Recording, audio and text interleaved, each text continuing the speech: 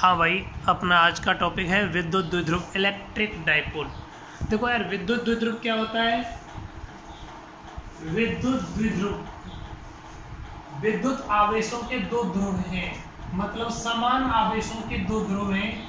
एक plus Q आवेश हो गया तो दूसरा क्या हो गया? माइनस क्यू आवेश हो गया। ठीक है ना?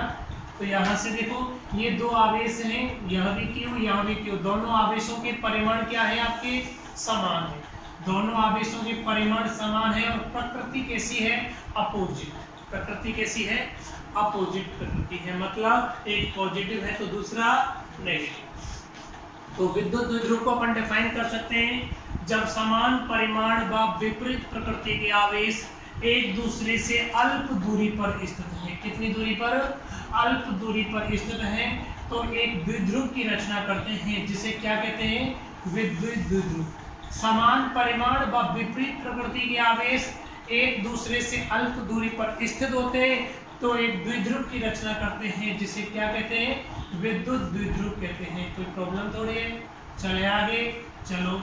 दोनों आवेशों को मिलाने वाली रेखा को अपन क्या बोलते हैं? अक्ष रेखा बोलते हैं। क्या कहते हैं? अक्ष रेखा। दोनों आवेशों को मिलाने वाली रेखा मतलब अक्ष रेखा के केंद्र से लंबवत गुजरने वाली रेखा को क्या कहते हैं? निरक्ष रेखा कहते हैं। क्या कहते हैं? निरक्ष रेखा कहते हैं। ठीक है बेटा, तो हमारे पास विद्युत द्विध्रुव की बात कर रहे थे। ये विद्युत द्विध्रुव क्या हुआ आपका? जब परिमाण में समान एवं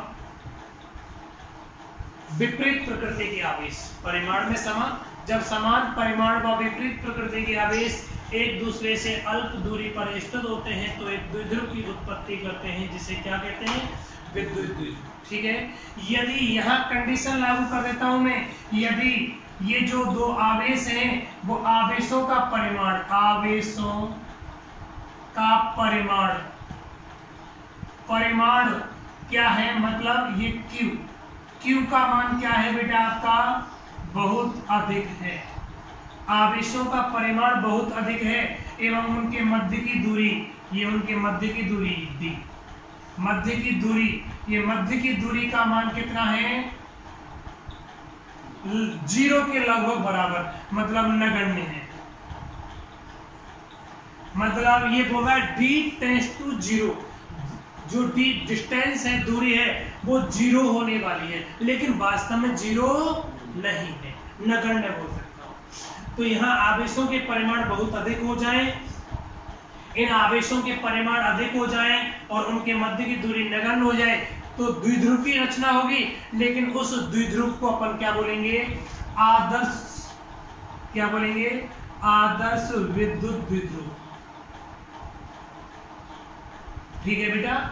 और यदि यह दोनों आवेश, जो आपका प्लस क्यू और माइनस क्यू दो आवेश हैं, यदि यह दोनों आवेश एक ही बिंदु पर स्थित हो, दोनों आवेश प्लस क्यू और माइनस क्यू, दोनों आवेश परिमाण में समान है, प्रकृति अपोजिट है, और दोनों के दोनों एक ही बिंदु पर स्थित हो, तो एक द्विध्रुव की उत्पत्ति करेंगे। उस द्विध्रुव को अपन क्या बोलेंगे? बिंदु द्विध्रुव। ठीक है बेटा। रियल में ये दोनों, जो आदर्श विद्युत द्विध्रुव और बिंदु विद्युत द्विध्रुव, ये आपके सिलेबस में नहीं है वर्तमान कंडीशन में। ठीक है बेटा। चलो आगे मैं बात करना चाहूं तो आपके पास विद्युत द्विध्रुव को दो भागों में बांटा है। विद्युत द्विध्रुव दो प्रकार का होता है। कितने प्रकार का?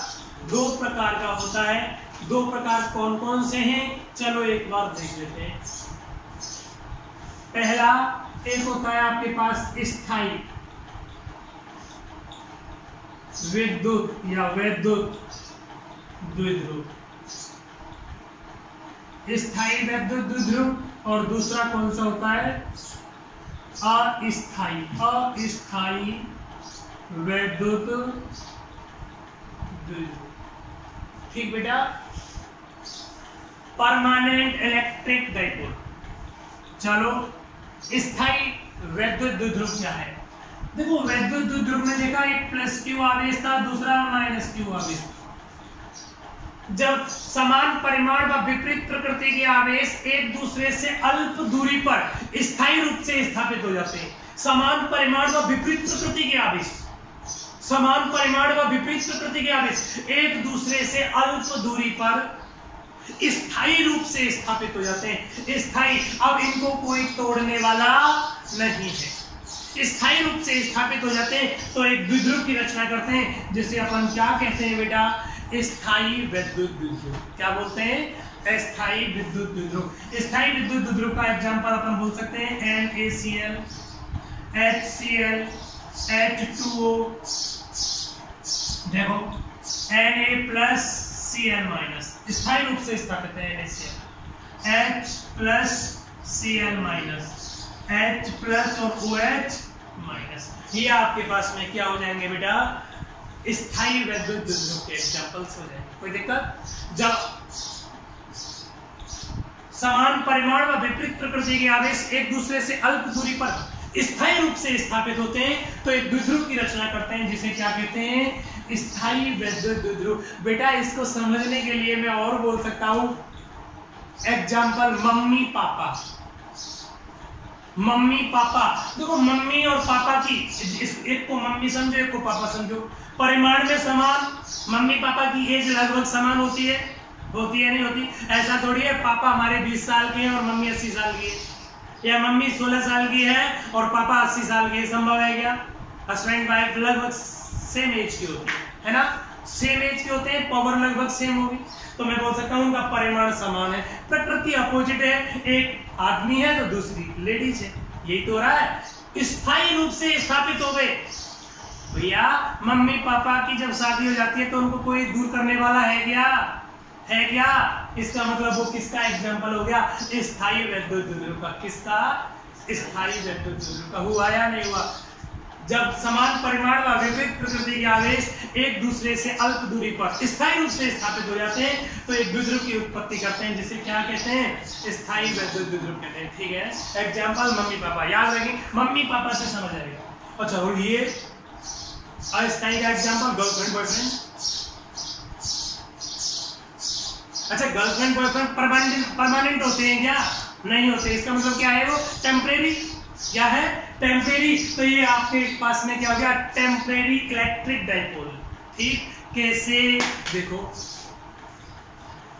गलत मत सोचिएगा, लेकिन एग्जांपल से समझ आएगा इसको। गर्लफ्रेंड बॉयफ्रेंड कैसे, मतलब लड़का और लड़की कहीं आए, जैसे वहां कहीं, वहां पर कुछ नहीं है, कोई नहीं है, दोनों आएंगे और परस्पर क्या हो जाएगा, गले मिल जाएंगे, गले मिलेंगे। इसका मतलब क्या हो गया? इसका मतलब हो गया आपके पास धनावेश और ऋणावेश है, वो कहां आ गए, एक ही बिंदु पर आ गए और एक दूसरे के ऊपर आ गए, एक दूसरे के ऊपर अध्यारोपित हो गई। एक कंडीशन हो रही है, ओवरलैपिंग की कंडीशन हो गई, तो वो क्या है आपके पास में, एक बिंदु पर आ गए, है ना? कोई समस्या?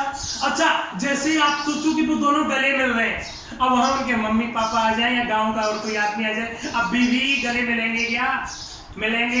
अब गले नहीं मिलेंगे तो क्या होगा, दोनों एक इधर चला जाएगा, एक इधर चला जाए, होगा या नहीं होगा? चले जाएंगे, मतलब दोनों अलग अलग हट गए। हटे या ना हटे, आप एग्जांपल्स देखो, इसको डिफाइन करता हूं। जब समान परिमाण व विपरीत प्रकृति के आवेश, जब समान परिमाण व विपरीत प्रकृति के आवेश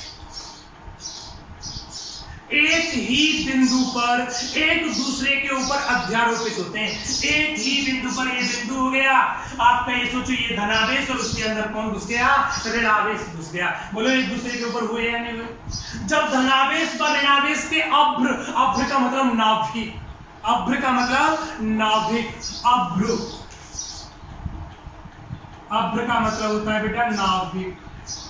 जब धनावेश व ऋणावेश के नाभिक एक दूसरे के ऊपर एक ही बिंदु पर अध्यारोपित होते हैं, कहां पर, एक ही बिंदु पर अध्यारोपित होते हैं, तो एक अध्रुवीय अणु की उत्पत्ति करते हैं। किसकी?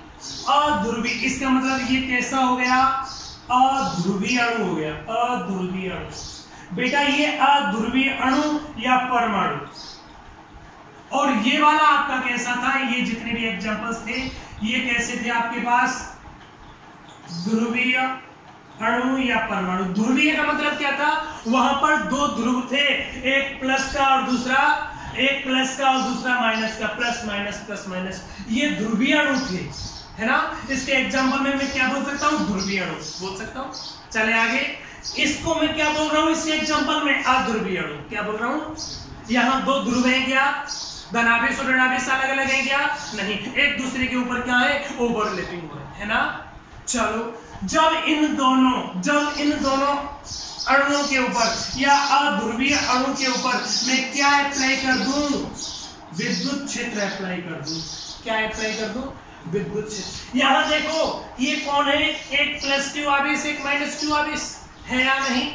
अब देखो, प्लस क्यू आवेश है वो इस प्लस क्यू आवेश और माइनस क्यू आवेश के ऊपर विद्युत क्षेत्र अप्लाई करूंगा। आप पहले विद्युत क्षेत्र में पढ़ चुके हैं, यदि आप क्यू आवेश के ऊपर ई विद्युत क्षेत्र अप्लाई करते हैं तो उस पर कोई बल कार्य करता है, उस बल का मान कितना होता है? Q E. पढ़ा या नहीं पढ़ा? आप देखो, एक यहाँ पर आपके पास प्लस क्यू आवेश है और दूसरा कौन सा है? माइनस क्यू आवेश। एक दूसरे के ऊपर ओवरलैपिंग हो रही है या नहीं हो रही? आपने जैसे ही इन आवेशों के ऊपर विद्युत क्षेत्र अप्लाई किया, विद्युत क्षेत्र अप्लाई करेंगे तो इन प्लस क्यू आवेश पर भी इसके कारण बल कार्य करेगा और माइनस पर भी। माइनस क्यू आवेश पर बल इधर कार्य करेगा माइनस क्यू ई, और प्लस क्यू आवेश पर इधर कार्य करेगा प्लस क्यू ई। क्यों कार्य करेगा? अरे यार, दोनों आवेशों के परिमाण समान है तो क्यू ई बल कार्य करेंगे, लेकिन एक पॉजिटिव है एक नेगेटिव है। पॉजिटिव वाला जो बल है वो विद्युत क्षेत्र के अनुदिश होगा और नेगेटिव है तो अपोजिट डायरेक्शन में। माइनस चिन्ह विपरीत दिशा को डिनोट करता है, ठीक है ना। ठीक है, इसका मतलब क्या हो गया? आपके पास धनावेश और ऋणावेश के अभ्र एक ही बिंदु पर एक दूसरे के ऊपर अध्यारोपित हो गए थे, संपाती रूप से अध्यारोपित हो गए थे, ओवरलैपिंग हो गई थी। जैसे ही ओवरलैपिंग हो रही है, आपने उनके ऊपर विद्युत क्षेत्र अप्लाई कर दिया। विद्युत क्षेत्र अप्लाई करेंगे तो एक आवेश पर बल इधर कार्य करेगा, एक आवेश पर बल इधर कार्य करेगा। ऋणावेश इधर चला जाएगा और धनावेश इधर आ जाएगा। आप सोचो, ऋणावेश यहाँ आ गया और धनावेश यहाँ आया। बोलो, यहाँ दो ध्रुव उत्पन्न हुए या नहीं हुए या नहीं हुए? वही आवेशों के परिमाण समान, प्रकृति अपोजिट है या नहीं? बोलो, ये विद्युत द्विध्रुव बना या नहीं बना? लेकिन विद्युत द्विध्रुव कब बना था? जब आपने इसके ऊपर विद्युत क्षेत्र अप्लाई किया। अब आप क्या करेंगे? इस विद्युत क्षेत्र को हटा लेंगे तो पुनः ये दोनों आवेश एक दूसरे के ऊपर आ जाएंगे। आएंगे या नहीं आएंगे? बोलो, जहां ये विद्युत द्विध्रुव बन रहा है वो स्थायी है अस्थायी है? अस्थायी। क्यों है अस्थायी? जब तक इनके ऊपर विद्युत क्षेत्र अप्लाई करते रहेंगे तब तक ये दूर रहेंगे, और जैसे ही विद्युत क्षेत्र को हटा लूंगा उस वाली कंडीशन में क्या होगा? दोनों एक ही बिंदु पर आ जाएंगे। बोलो, गर्लफ्रेंड बॉयफ्रेंड वाला जुगाड़ हुआ या नहीं हुआ? कोई अगर यहाँ नहीं है, अकेले हैं, तो एक ही बिंदु पर अध्यारोपित हो गए। जैसे ही वहां कोई आएगा तो अलग अलग हुए या नहीं हुए? टेम्परेरी इलेक्ट्रिक डाइपोल कहलाता है। कोई समस्या, कोई दिक्कत? चले आगे। एग्जाम्पल में बोल सकता हूँ CO2 NH3। अपन बात कर रहे थे अस्थायी विद्युत द्विध्रुव। क्या? अस्थायी विद्युत द्विध्रुव। जब समान परिमाण व विपरीत प्रकृति के आवेश एक ही बिंदु पर एक दूसरे के ऊपर अध्यारोपित हो जाते हैं तो एक अध्रुवीय अणु की उत्पत्ति करते हैं।